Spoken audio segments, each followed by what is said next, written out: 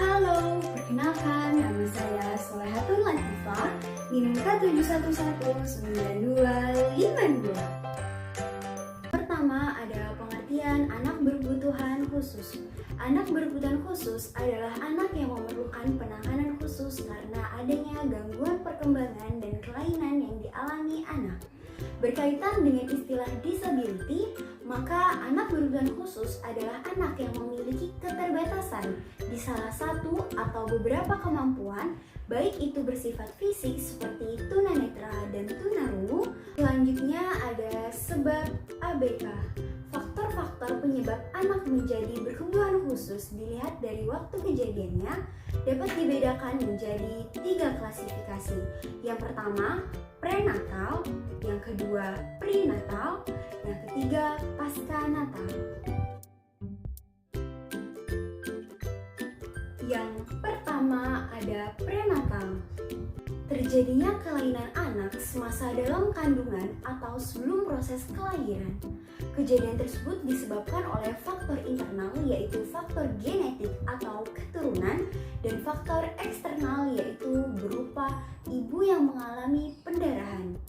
Bisa dikarenakan terbentur kandungannya atau jatuh sewaktu hamil, atau memakan makanan atau obat yang menciderai janin, dan akibat janin yang kekurangan gizi.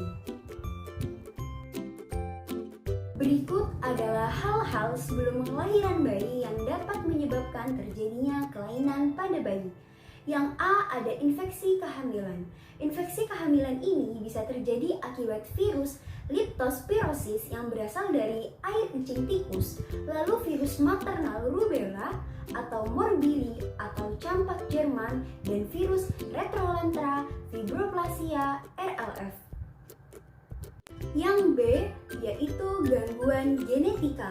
Gangguan genetika ini dapat terjadi akibat kelainan kromosom, transformasi yang mengakibatkan kerancunan darah atau toksemia atau faktor keturunan. Yang C adalah usia ibu hamil.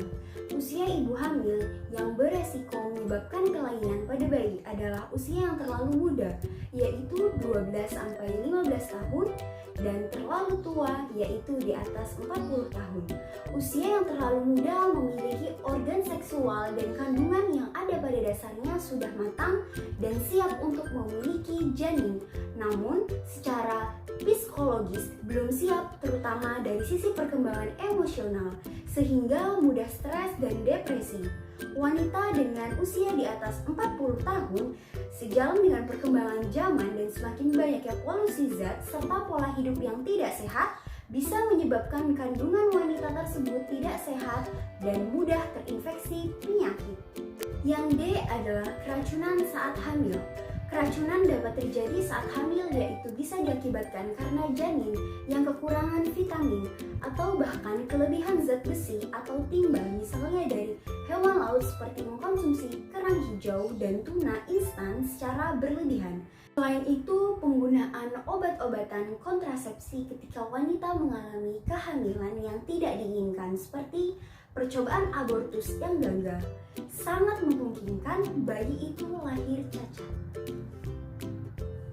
Selanjutnya yaitu penyakit menahun seperti TBC atau tuberkulosis. Penyakit TBC ini dapat terjangkit pada individu yang tertular oleh pengidap TBC lain atau terjangkit TBC akibat bakteri dari lingkungan atau sanitasi yang kotor. Penyakit TBC ini harus mendapat perawatan khusus dan rutin. Pada ibu hamil yang mengidap TBC, maka dapat mengganggu metabolisme tubuh ibu dan janin sehingga bayi bisa tumbuh tidak sempurna. Selanjutnya adalah infeksi karena penyakit kotor. Penyakit kotor yang dimaksud adalah penyakit kelamin atau sifilis yang bisa terjangkit pada ibu. Organ kelamin yang terkena infeksi penyakit sifilis ini dapat menyebabkan tubuh ibu menjadi lemah dan mudah terkena penyakit lainnya yang dapat membahayakan bagi janin dan ibu. Selanjutnya yang G ada toxoplasmosis yang berasal dari virus binatang seperti bulu kucing atau trakoma dan tumor. Penyakit-penyakit tersebut tergolong penyakit yang kronis, namun perkembangan ilmu kedokteran sudah menemukan berbagai obat imunitas seperti Seperti pada ibu yang sudah diketahui tubuhnya mengandung virus toksoplasma, maka sebelum kehamilan dapat diimunisasi agar virus tersebut tidak membahayakan janin kelak. Selanjutnya yang H, faktor resus, anoksia prenatal, kekurangan oksigen pada calon bayi. Jenis resus darah ibu cukup menentukan kondisi bayi, terutama jika berbeda dengan bapak. Kelainan lainnya adalah ibu yang terjangkit virus yang bisa menyebabkan janin kekurangan oksigen sehingga pertumbuhan otak janin terganggu. Selanjutnya yaitu yang I, pengalaman traumatik yang menimpa pada ibu.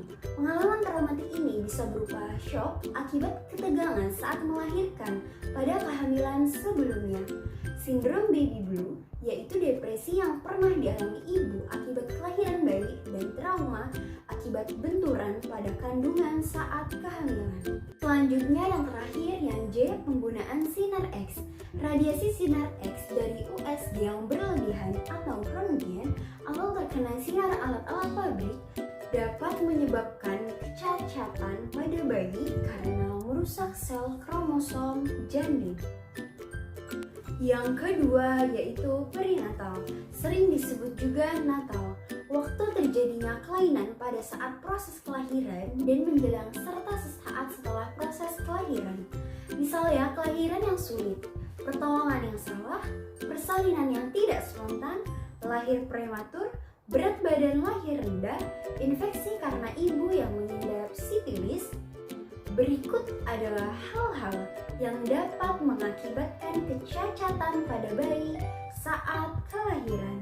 Yang A yaitu proses kelahiran lama, prematur, kekurangan oksigen atau anatonosia. Bayi postmatur atau terlalu lama dalam kandungan seperti 10 bulan atau lebih dapat menyebabkan bayi lahir cacat. Hal ini dapat terjadi karena cairan ketuban janin yang terlalu lama jadi mengandung zat-zat kotor yang membahayakan bayi.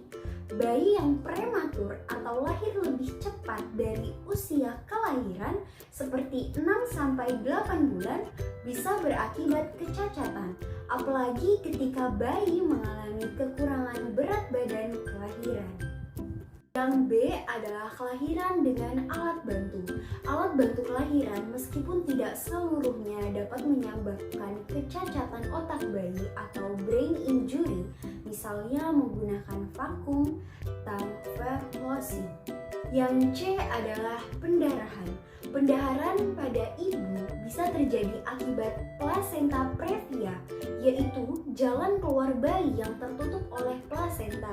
Sehingga ketika janin semakin membesar, maka gerakan ibu dapat membenturkan kepala bayi pada plasenta yang mudah berdarah. Bahkan sangat membahayakan ketika bayi dipaksa lahir normal dalam kondisi tersebut. Pendarahan juga bisa terjadi karena ibu terjangkit penyakit, yaitu seperti sifilis, AIDS atau HIV atau kista.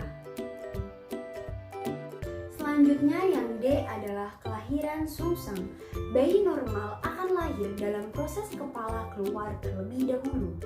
Bayi dikatakan sungsang apabila kaki atau bokong bahkan tangan yang keluar dulu. Ibu bisa melahirkan bayinya secara sungsang tanpa bantuan alat apapun. Namun, ini sangat berisiko bayi menjadi cacat karena kepala yang lebih lama dalam kandungan. Bahkan bisa berakibat kematian bayi dan ibu. Ketika posisi bayi sungsang, biasanya dokter menganjurkan untuk melakukan operasi sesar agar terhindar dari resiko kecacatan dan kematian bayi. Selanjutnya, tulang ibu yang tidak proporsional, yaitu ibu yang memiliki kelainan bentuk tulang pinggul atau tulang pelvik dapat menekan kepala bayi saat proses kelahiran. Hal ini dapat dihindari dengan melakukan operasi sesar saat melahirkan. Selanjutnya ada pasca natal. Terjadi kelainan setelah anak dilahirkan sampai dengan sebelum usia perkembangan selesai, kurang lebih usia 18 tahun. Ini dapat terjadi karena kecelakaan, keracunan, tumor otak, diare semasa bayi. Berikut adalah hal-hal yang dapat menyebabkan kecacatan pada anak di masa bayi. Yang pertama ada penyakit infeksi bakteri, TBC, virus meningitis, encephalitis, diabetes mellitus, penyakit panas tinggi dan kejang-kejang atau sengit, radang telinga atau otitis media, dan malaria tropicana. Penyakit-penyakit tersebut adalah penyakit-penyakit kronis yang bisa disembuhkan dengan pengobatan yang intensif. Namun, jika terkena pada bayi, maka dapat menghambat pertumbuhan dan perkembangan fisik dan mental anak karena terkait dengan pertumbuhan otak di tahun-tahun pertama kehidupan atau golden age. Yang B adalah kekurangan zat makanan yaitu gizi dan nutrisi. Gizi dan nutrisi yang sempurna sangat dibutuhkan bayi setelah kelahiran. Gizi tersebut dapat diperoleh dari ASI di 6 bulan pertama dan makanan penunjang dengan gizi seimbang di usia selanjutnya. Jika bayi kekurangan gizi atau nutrisi, maka perkembangan otaknya akan terhambat dan bayi dapat mengalami kecacatan mental. Selanjutnya yang C adalah kecelakaan. Kecelakaan pada bayi terutama pada area kepala saat mengakibatkan luka pada otak atau brain injury, dan otak sebagai organ utama kehidupan manusia jika mengalami kerusakan maka dapat merusak pula sistem atau fungsi tubuh lainnya. Selanjutnya yang D adalah keracunan. Racun yang masuk dalam tubuh bayi bisa dari makanan dan minuman yang dikonsumsi bayi. Jika daya tahan tubuh bayi lemah, maka dapat meracuni secara permanen. Racun bisa berasal dari makanan yang kadaluarsa atau busuk atau makanan yang mengandung zat psikoaktif. Racun yang menyebar dalam darah bisa dialirkan pula ke otak dan menyebabkan kecacatan pada bayi. Selanjutnya ada dampak anak berkebutuhan khusus. Yang pertama ada dampak anak tunanetra. Yang A ada rasa harga yang rendah. Umumnya, anak yang mengalami hambatan pada penglihatan sering menunjukkan sikap yang negatif terhadap lingkungannya. Misal malu, kurang berani, suka menarik diri. Hal seperti ini sebisa mungkin harus dapat dihindari agar anak tunanetra dapat menghadapi masyarakat dengan wajar. Selanjutnya, yang B adalah rasa putus asa yang mendominasi.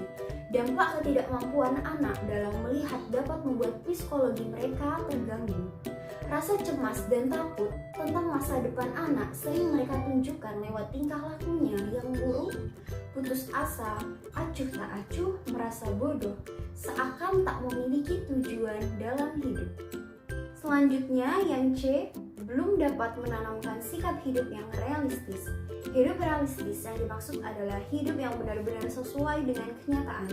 Anak yang memiliki keterbatasan dalam penglihatan harus disadarkan agar mampu mengenal dirinya sendiri dan mampu menerima keterbatasan yang dimiliki. Selanjutnya, yang kedua ada dampak anak tunarungu. Tanda-tanda yang dapat diperhatikan pada anak yang mengalami masalah pendengaran antara lain: yang A, anak kurang memberi perhatian saat berada di dalam kelas. Yang B, terlihat selalu melamun. Yang C, detail-detail percakapannya tidak jelas dan janggal. Yang D, terlihat terkejut saat dipanggil dari belakang. Yang E, anak tidak memahami dan mengikuti arahan yang telah diberikan. Yang F, tidak terlibat dalam aktivitas yang memerlukan kemahiran dalam bertutur. Yang G, sering bertanya tentang tugas yang harus dilakukan. Yang H, memiliki prestasi lemah dalam pembelajaran, terutama yang berkaitan dengan bahasa. Yang ketiga, ada dampak anak tunagrahita. Keluarga adalah bagian terpenting dan berpengaruh pada anak. Sikap negatif dari keluarga yang dapat mempengaruhi anak diantaranya adalah: yang A, bersikap menolak kehadiran anak dan bersikap dingin. Yang B, menolak anak dengan memberikan melakukan rasionalisasi, menahan anak di rumah, dan mendatangkan guru untuk melatihnya. Yang C. Melaksanakan kewajiban sebagai keluarga namun tanpa kehangatan. Yang D. Memberikan perhatian secara berlebihan sebagai kompensasi terhadap perasaan yang menolak. Yang E. Orang tua merasa kurang mampu dalam mengasuh anak sehingga dapat menelantarkan anak. Selanjutnya, dampak anak tuna daksa, itu terhambat dalam memperoleh pendidikan. Tidak sedikit anak dengan gangguan fisik tidak mengalami gangguan kognitif, sehingga memungkinkan anak mendapatkan pendidikan akademik. Akan tetapi, dikarenakan kelainan yang dialami tidak sedikit yang berpikiran negatif terhadap kemampuan fisik. Selanjutnya, yang kelima ada dampak anak tunawaras. Terdapat 5 kelompok kelainan jenis perilaku yang dapat muncul pertama kali pada masa bayi, anak-anak, atau remaja, antara lain. Yang A ada gangguan intelektual, B ada gangguan tingkah laku, C ada gangguan emosi, yang D adalah gangguan fisik, gangguan perkembangan. Selanjutnya ada dampak kemandirian anak autis, permasalahan yang dapat menghambat anak autis dalam proses pendidikan anak. Permasalahan yang timbul adalah kelainan yang mereka alami baik dalam bahasa, komunikasi, hubungan dengan orang lain, kemampuan memberi respon terhadap rangsangan indera atau sensoris, dan kesenjangan dalam perkembangan perilaku. Sekian pembahasan dari saya, semoga bermanfaat. Terima kasih. Wassalamualaikum warahmatullahi wabarakatuh.